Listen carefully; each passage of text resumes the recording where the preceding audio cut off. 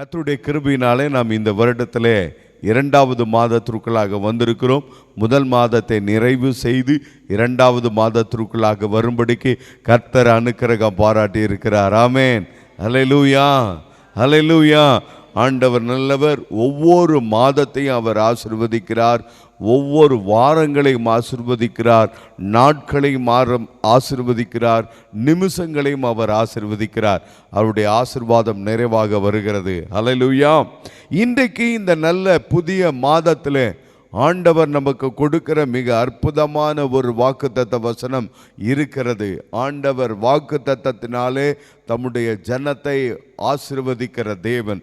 வேதாகம் சொல்லுகிறது, வாக்குத்தத்தம் பண்ணினவர் உண்மையுள்ளவர், வாக்குத்தத்தத்தை நிறைவேற்றுகிறதற்கு வல்லமையுடையவர், அவர் சொன்னதை நிறைவேற்றும் வரைக்கும் கைவிடாதிருக்கிற தேவன் என்று. ஆமென். அப்படிப்பட்ட நல்ல ஆண்டவரை தான் இந்த காலை வேளையிலே நாம் ஆராதிக்கிறோம். என்னோடு கூட உங்கள் வேதாகமத்தை எடுத்துக்கொள்ளுங்கள். இன்றைய நாளில் இந்த புதிய மாதத்திலே ஆண்டவர் நமக்கு கொடுக்கிற அற்புதமான வாக்குத்தத்தம் ஏசாயா தீர்க்க தரிசன புஸ்தகம் 41வது அதிகாரம் 12வது வசனம். ஏசாயா 41:12. ஆண்டவர் சொல்லுகிறார், உன்னோடே போராடினவர்களை தேடியும் காணாதிருப்பாய். உன்னோடே போராடினவர்களை தேடியும் காணாதிருப்பாய் என்று ஆண்டவர் சொல்லுகிறார். ஆண்டவருடைய நாமம் மகிமைப்படுவதாக.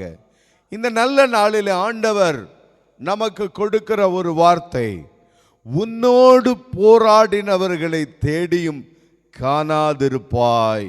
ஆண்டவர் சொல்லுகிறார், உங்க வாழ்க்கையில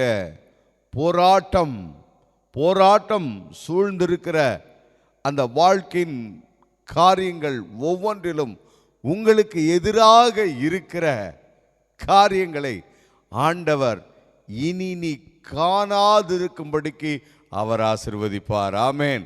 ஹல்லேலூயா, ஹல்லேலூயா. போராடினவர்கள் அப்படின்னு ஆண்டவர் சொல்கிறார். ஒருவேளை இது மனிதர்களாக இருக்கலாம், அல்லது மனிதர்கள் அல்லாமல் சில பிரச்சனைகள், சில சூழ்நிலைகள், சில தோல்விகள், ஒருவேளை கடன் பிரச்சனைகள், ஒருவேளை சரீரத்தில் இருக்கிற வியாதிகள், இப்படிப்பட்ட காரியங்களை ஆண்டவர் சொல்லுகிறார், நீ இனி அவைகளை தேடியும் காணாதிருப்பாய் என்று. ஆமென். ஹல்லேலூயா, ஹல்லேலூயா. நாம் வாசித்த இந்த ஏசாயா 41வது அதிகாரம் முழுவதிலும் ஆண்டவர் இந்த வாக்குத்தத்த வசனங்களுடைய காரியங்களை தொடர்ந்தேச்சியாக சொல்லி வருகிறார். இன்றைக்கு இந்த நாளிலே இந்த வாக்குத்தத்த வசனத்திலே ஆண்டவர் கொடுக்கிற 3 ஆசீர்வாதங்களை நான் வேகமாக உங்களுக்கு சொல்லி இறுதியாக ஜெபிக்க வாஞ்சிக்கிறேன். முதலாவது ஆண்டவர் சொல்லுகிற காரியம், ஏசாயா 41 வசனங்கள் 10 முதல் கொண்டு 12 வரைக்கும் அங்கே அவர் சொல்லுகிற காரியங்கள்.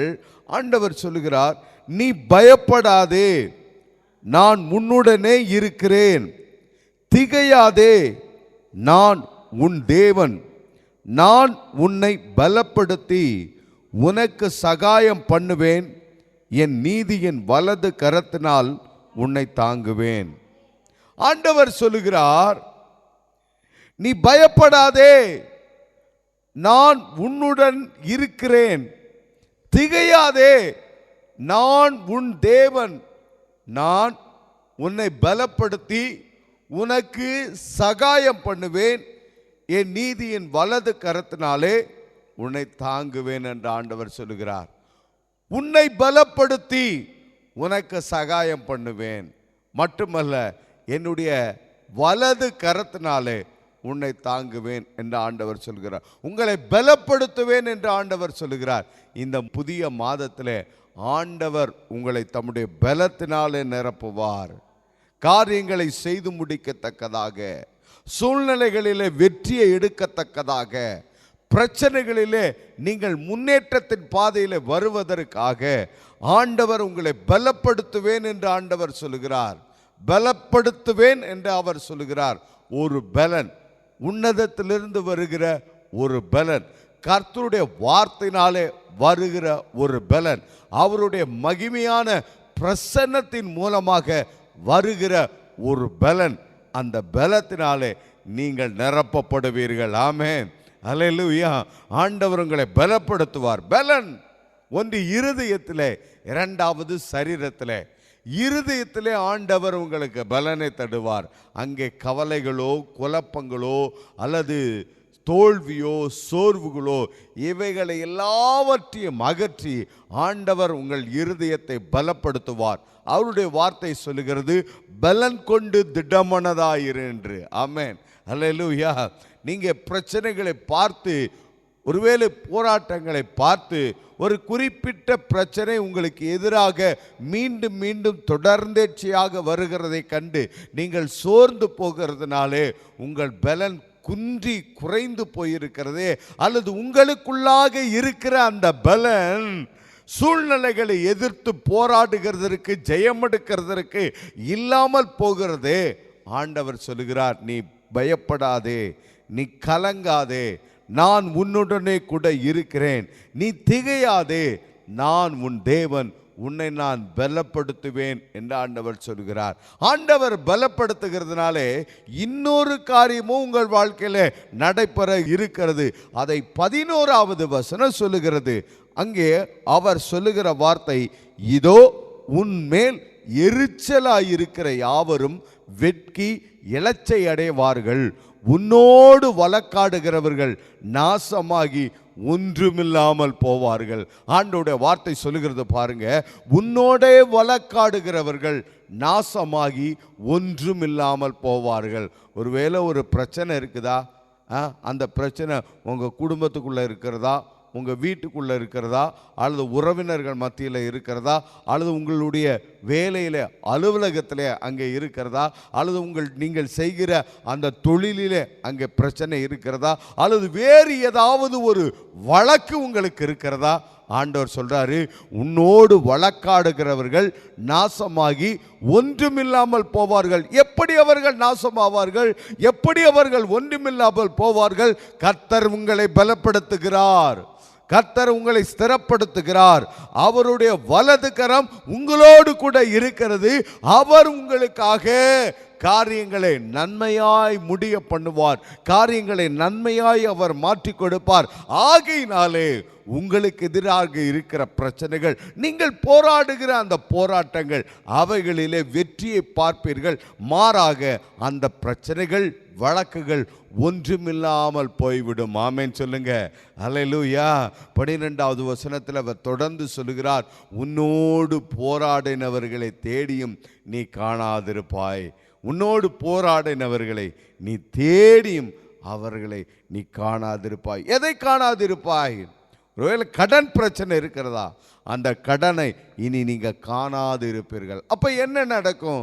ஆண்டவருடைய வார்த்தையின்படி நீங்கள் கடன் கொடுக்கிறவர்களாய் மாறுவீர்கள், கடன் வாங்காது இருப்பீர்கள்.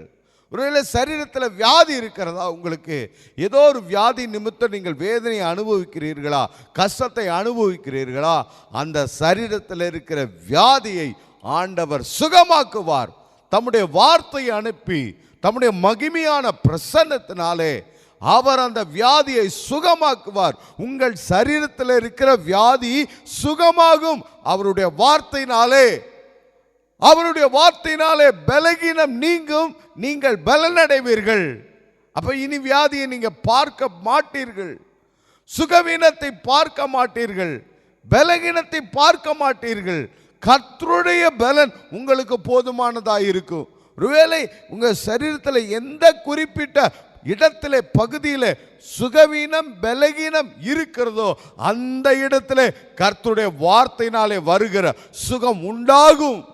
மாத்திரைகளும் மருந்துகளும் வைத்தியங்களும் கொடுக்க முடியாத சுகம் இயற்கைக்கு அப்பாற்பட்ட விதத்தில் கர்த்தருடைய வார்த்தையினாலே உங்களுக்கு உண்டாகும். வியாதியை நீங்க பார்க்க மாட்டீங்க, கடன் பிரச்சனையை நீங்க பார்க்க மாட்டீங்க.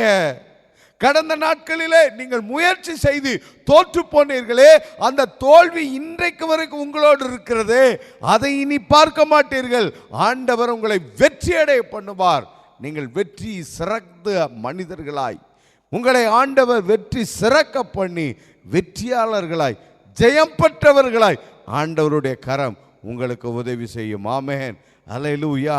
இரண்டாவது குறிப்பாக ஆண்டவர் சொல்லுகிற வார்த்தை, வசனங்கள் 14 முதற்கொண்டு 15 வரைக்கும் அவர் சொல்லுகிற வார்த்தை, யாக்கோப்பு என்னும் பூச்சியே, இஸ்ரவேலின் சிறு கூட்டமே, பயப்படாதே, நான் உனக்கு துணை நிற்கிறேன் என்று கர்த்தரும் இஸ்ரவேலின் பரிசுத்தரும் ஆகிய உன் மீட்பர் உரைக்கிறார். இப்ப திரும்பவும் ஆண்டவர் சொல்கிறார்.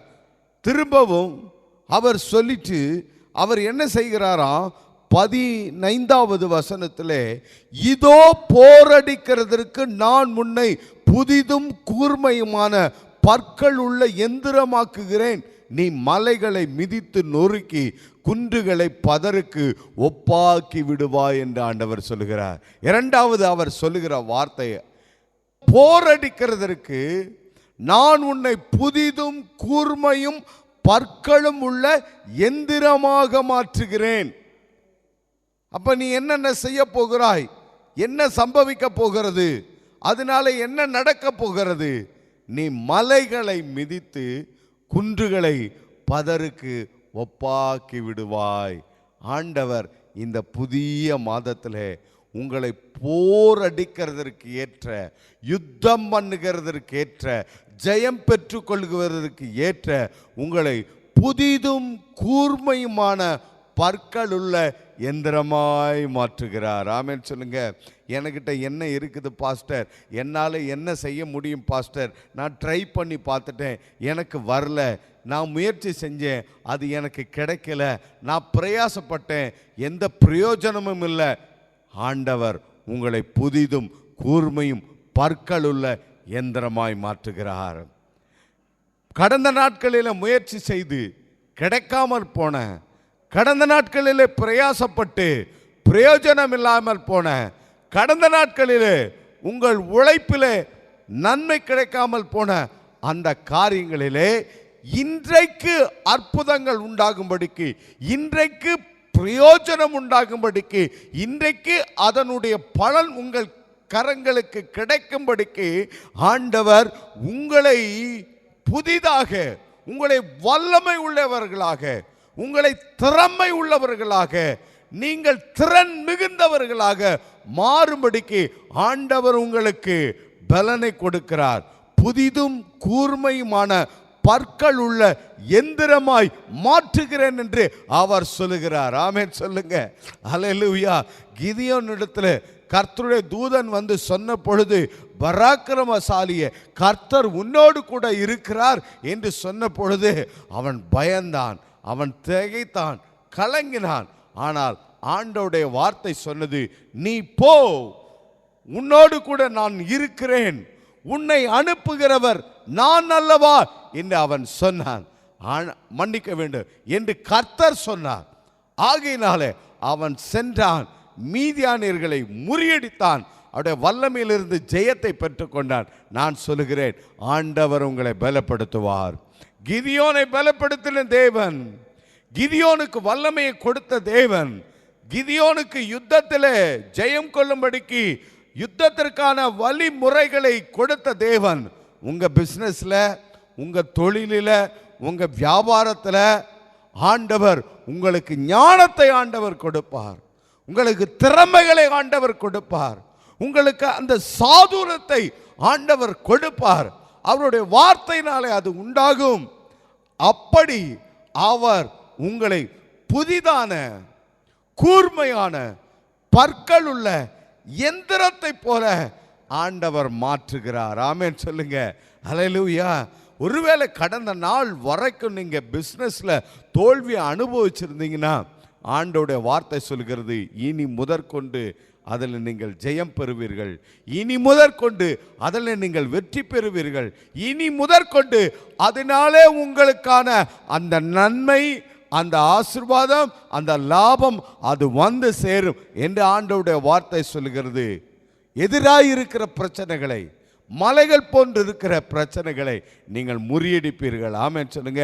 அவருடைய வார்த்தை சொல்லுகிறது, நீ மலைகளை மிதித்து குன்றுகளை பதருக்கு ஒப்பாக்கி விடுவாய். கடந்த நாட்களில் அந்த தடைகளை தாண்டி செல்ல, தடைகளை முறியடிக்க உங்களால் முடியாமல் இருந்ததே, ஆண்டவர் சொல்கிறாரு, இனி அந்த தடைகளை நீங்கள் உடைத்து போடுவீங்க, இனி அந்த தடைகளை நீங்கள் மேற்கொள்ளுவீங்க, இனி அந்த காரியம் உங்களுக்கு கைகூடி வரும். ஆண்டவருடைய வார்த்தையினாலே அது உங்களுக்கு உண்டாகும் என்று கர்த்தருடைய வார்த்தை சொல்லுகிறது. ஒரு ஆமென் சொல்லுங்க. ஹல்லேலூயா. ஒரு ஹல்லேலூயா சொல்லுமா. ஹல்லேலூயா. மூன்றாவதாக அவர் சொல்லுகிற ஒரு அற்புதமான வாக்குத்தத்த வசனத்தை 17வது வசனத்திலே வாசிப்போம். சிறுமையும் எளிமையுமானவர்கள் தண்ணீரை தேடி அது கிடையாமல் அவர்கள் நாவு தாகத்தால் வறளும் போது கர்த்தராகிய நான் அவர்களுக்கு செவி கொடுத்து இஸ்ரவேலின் தேவனாகிய நான் அவர்களை கைவிடாது இருப்பேன் என்று ஆண்டவர் சொல்கிறார். மூன்றாவது அவர் சொல்லுகிற வார்த்தை, நான் உங்களை கைவிடாது இருப்பேன் என்று ஆண்டவர் சொல்கிறார். நான் உங்களை கைவிடாது இருப்பேன், உங்களை கைவிட மாட்டேன் என்றார். கைவிட மாட்டேன் அப்படின்னா அவர் உங்கள் கரங்களை பிடித்திருக்கிறார். ஆமென் சொல்லுங்க. ஹல்லேலூயா. உங்கள் கரங்களை பிடித்திருக்கிறவர் கர்த்தர், நீங்கள் தனியாக அல்ல. நீங்கள் வீட்டில் இருக்கிறீங்க, வீட்டில் உங்கள் கரத்தை ஆண்டவர் பிடித்திருக்கிறார். நீங்கள் பிஸ்னஸில் இருக்கிறீங்க, பிஸ்னஸில் ஆண்டவர் உங்கள் கரத்தை பிடித்திருக்கிறார். நீங்கள் ஆஃபீஸில் இருக்கிறீங்க, ஆஃபீஸில் ஆண்டவர் உங்கள் கரத்தை பிடித்திருக்கிறார். ஆமென் சொல்லுங்க. உங்கள் கரத்தை ஆண்டவர் பிடித்திருக்கிறார். ஆமென் சொல்லுங்க. ஹல்லேலூயா. நீங்கள் அவருடைய கரத்தை பிடித்திருக்கல, அவர் உங்கள் கரத்தை பிடித்திருக்கிறார். ரெண்டுக்கு என்ன வித்தியாசம்? நாம் ஒருவேளை பிடிச்சிருந்தா சில நேரத்தில் விட்டுட்டு கூட ஓடிடுவோம். ஆனால் அவர் என்ன செய்கிறார்? உங்களை பிடித்திருக்கிறார். ஆமென் சொல்லுங்க. ஹல்லேலூயா. அவர் உங்களை தன்னுடைய கரங்களினாலே ஏந்துவார். சரி, இப்போ என்ன நடக்கிறது பாருங்க.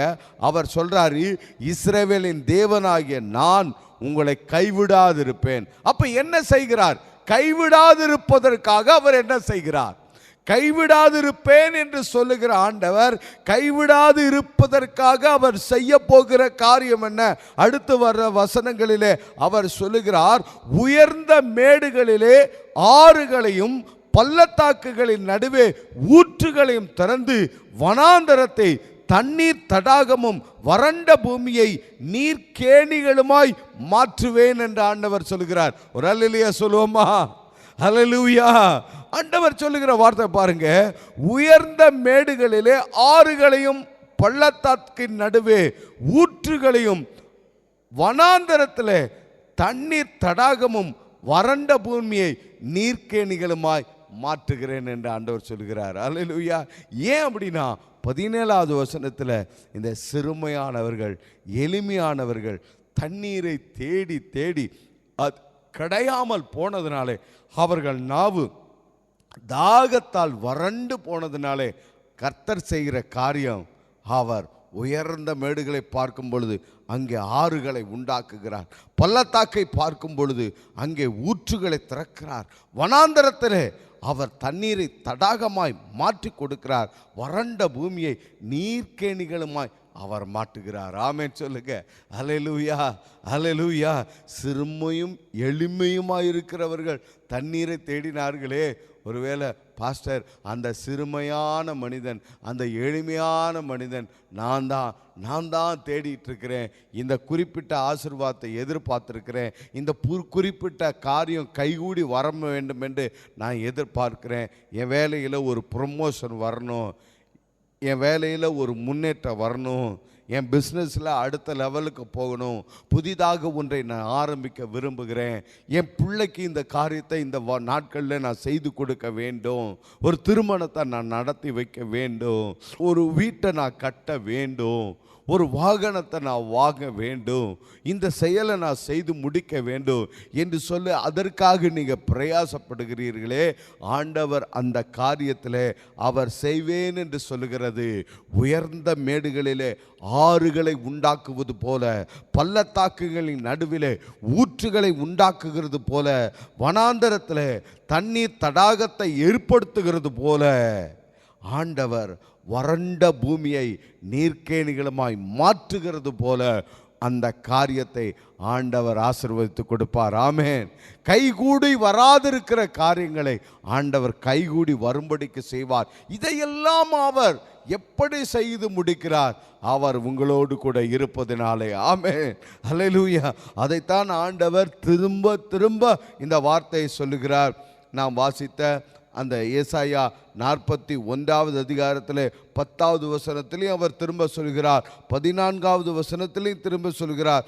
மீண்டும் மீண்டுமாய் அவர் சொல்லிக்கொண்டே இருக்கிறார். என் தாசனாகிய யாக்கோப்பே, இஸ்ரவேலே, நீ பயப்படாதே, நான் உன்னுடனே கூட நீ இருக்கிறேன், நீ திகையாதே, நான் உன் தேவன், நான் உன்னை பலப்படுத்துவேன், உனக்கு சகாயம் பண்ணுவேன், என்னுடைய நீதியின் வலது கரத்தினாலே உன்னை தாங்குவேன் என்று ஆண்டவர் சொல்லிக்கொண்டே இருக்கிறார். ஆமென் சொல்லுங்க. இந்த மாதம் கர்த்தர் உங்கள் வாழ்க்கையில் உங்களுக்கு வெற்றியை கொடுப்பார், ஜெயத்தை கொடுப்பார். நீங்கள் ஜெயம் பெறுவீர்கள், வெற்றி அடைவீர்கள், முன்னேறுவீர்கள், வெற்றியாளர்களாய் இருப்பீர்கள். ஆமென். அதற்காக அவர் செய்கிற காரியம் ஏசாயா 41:12 உன்னோடு போராடினவர்களை நீ தேடியும் காணாதிருப்பாய், உன்னோடு யுத்தம் பண்ணின மனுஷர்கள் ஒன்றுமில்லாமல் இல்பொருளாவார்கள். கர்த்தர் உங்களை போரடிக்கிறதற்கு புதிதும் கூர்மையுமான பற்களுள்ள எந்திரமாய் அவர் மாற்றுகிறார். நீங்கள் மலைகளை மிதித்து குன்றுகளை பதருக்கு ஒப்பாக்கி விடுவீர்கள். கர்த்தர் உங்களுக்காக உயர்ந்த மேடுகளிலே ஆறுகளை உண்டு பண்ணுவார், பள்ளத்தாக்கின் நடுவிலே ஊற்றுகளை அவர் திறந்து கொடுப்பார். வனாந்தரத்தை தண்ணீர் தடாகமாகவும் வறண்ட பூமியை நீர்க்கேணிகளுமாக அவர் மாற்றி உங்கள் வாழ்க்கையை வளமுள்ளதாய், செழிப்புள்ளதாய், பசுமை நிறைந்ததாய், 100 மடங்கு பலன் கொடுக்கிறதாய் அவர் மாற்றுவார். ஆமென் சொல்லுங்க. அவர் அப்படி செய்கிறதுனாலே நீங்கள் நீரூற்றண்டையில் நடப்பட்ட மரத்தை போல நீங்கள் இருப்பீர்கள், உங்கள் குடும்பம் இருக்கும், உங்கள் பிள்ளைகள் இருப்பார்கள், உங்களுடைய வருமானத்துக்குரிய பிஸ்னஸுக்கான காரியங்கள் எல்லாம் நீரூற்றண்டையுள்ள நடப்பட்ட மரத்தை போல தன் தன் காலத்தில் அந்தந்த நாட்களிலே அந்தந்த நாட்களுக்குரிய லாபத்தை, அந்தந்த நாட்களுக்குரிய வருமானத்தை, அந்தந்த நாட்களுக்குரிய ஆசீர்வாதத்தை ஆண்டவருடைய வார்த்தையானது கொண்டு வரும். ஆமென் சொல்லுங்க. ஹல்லேலூயா. இந்த மாதம் ஆண்டவருடைய ஆசீர்வாதம் உங்கள் வாழ்க்கையில் இன்னும் அதிகமாய் வருவதாக நாம் ஜெபிப்போமா?